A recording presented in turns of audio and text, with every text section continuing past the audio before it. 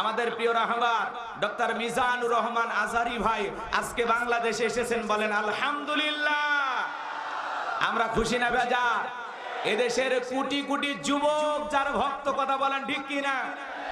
Doctor Mizanur Rahman Azhari ভাই 2020 সালে যখন কোরআনের মাহফিলে বাংলাদেশে কথা বলেছিলেন, একটি মাহফিলে 10 লাখ 5 লাখ করে মানুষ কোরআন শোনার জন্য পঙ্গপালের মতো ছুটে যেত, কথা বলেন ঠিক কিনা?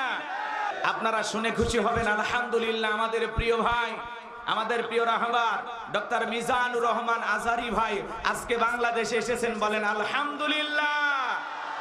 আমরা খুশি না বেজার? এদেশের কোটি কোটি যুবক যার ভক্ত, কথা বলেন ঠিক কিনা?